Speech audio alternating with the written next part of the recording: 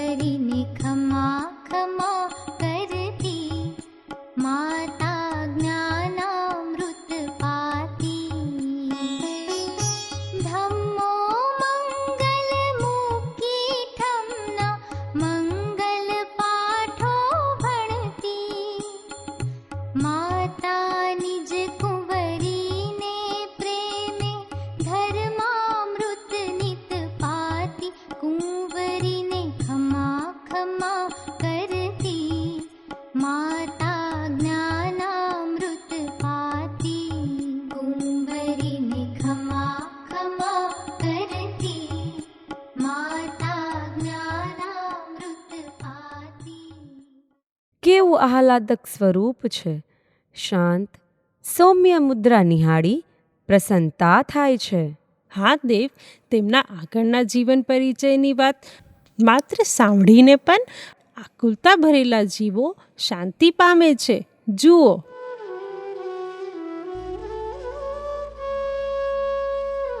સુબોધિની, આજે મન ઘણું આકુળ છે. કોણ જાણે ક્યાંય ચેન પડતું નથી. જીવ ઘણો મૂંઝાય છે. હે રાણી, આ સંસાર તો આકુળતાનું ઘર છે. તમે તો તત્વોના રસિક છો.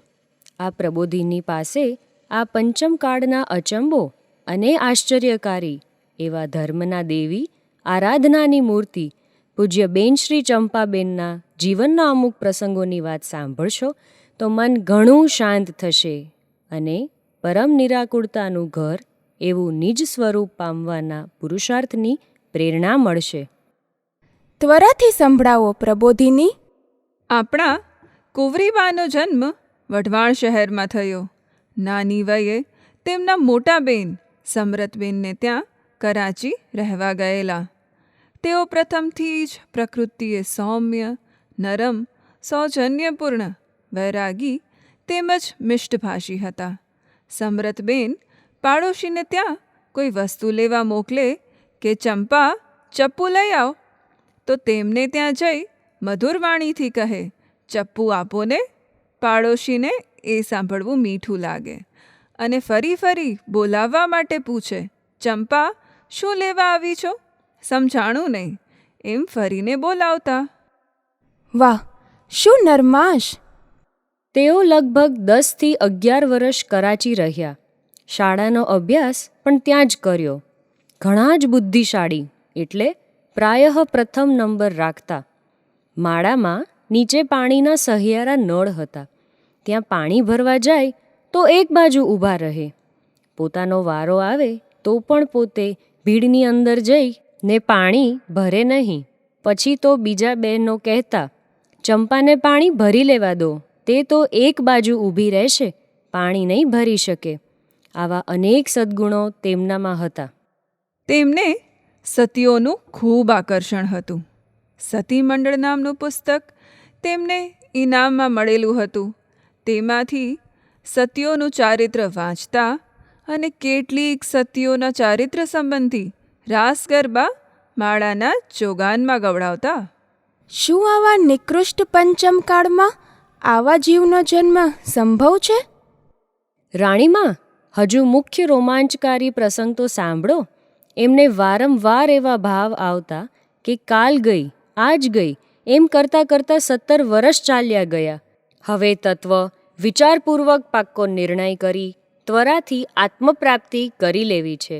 પ્રમાદ કરવો યોગ્ય નથી. જરૂર સંકિત થશે જ એમ એમને અંદરથી વિશ્વાસ આવતો. આખરે ફાગણ વદ દશમના પવિત્ર દિને વાંકાનેરમાં સોમવારે બપોરે નિજ ગાયક ભગવાનના મંગળ દર્શન કર્યા. અપૂર્વ સહજાનંદની અનુભૂતિ કરી. મોક્ષ મહેલના મંગલમય દ્વાર ખુલી ગયા. ભારતખંડમાં અપૂર્વ મુક્તિમાર્ગ પ્રકાશનાર પરમ ઉપકારી પૂજ્ય ગુરુદેવશ્રીને નમસ્કાર કર્યા. સાચે જ આપણે પણ શીઘ્રપણે પ્રમાદ છોડી અત્યારે જ પ્રબળ પુરુષાર્થપૂર્વક નિજ શુદ્ધાત્માની પ્રાપ્તિ કરી લેવા જેવી છે. શુદ્ધિ, આ સુવર્ણપુરી તો ધન્ય છે. તેનું રચકણ પરમ પવિત્ર છે. મહાપુરુષો જ્યાં વિચર્યા વસ્યા હોય એ ભૂમિ તો તીર્થ છે, તીર્થ. પૂજ્ય ગુરુદેવશ્રીના મુખેથી પૂજ્ય બહેનશ્રી માટે જે ઉદ્ગારો નીકળ્યા હતા તેની એક પરમેનન્ટ ફાઇલ બનાવું છું, જેથી આપણી નેક્સ્ટ જનરેશન અને ત્યારબાદ ઘણી જનરેશન સુધી ઇઝીલી એક્સેસ કરી શકે. ચાલ આપણે બે એકવાર તેનું રીડિંગ કરી લઈએ. હા મોક્ષા, પૂજ્ય ગુરુદેવશ્રી તો કહેતા કે બહેનશ્રીનો જીવ તો કોઈ અલૌકિક છે. એમનો પુરુષાર્થ તો ફાટફાટ ઉપડેલો છે. જો એ પુરુષ હોત તો ક્યારના મુનિ દીક્ષા લઈ વન જંગલમાં ચાલ્યા જાત. ધ્યાન કરતાં કરતાં એટલા એકાગ્ર થઈ જાય છે કે પોતે ભરતમાં છે કે વિદેહમાં તે પણ ભૂલી જાય. બેન તો ભગવતી સ્વરૂપ છે, ભગવતી મૂર્તિ છે. એમના જેવા દુનિયામાં કોઈ સ્ત્રી નથી. સ્ત્રીઓમાં મહાભાગ્ય છે કે આવા કાળમાં તેમનો અહીં જન્મ થયો. બેન તો આરાધનાની દેવી છે. પવિત્રતામાં આખા ભારતમાં અજોડ છે.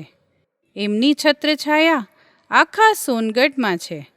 એકવાર ભાવથી જે તેમના દર્શન કરશે એના અનંત કર્મબંધન ઢીલા થઈ જશે. એકવાર પૂજ્ય બેનશ્રીને આવતા જોઈ પૂજ્ય ગુરુદેવશ્રી બોલ્યા, બેન માટે જગ્યા કરો, ધર્મની શોભા ચાલી આવે છે. બેન તો પોતાના સ્વરૂપમાં છે. એ તો અતિન્દ્રિય આનંદમાં લહેર કરે છે. બેન તો ચૈતન્ય હીરલો છે.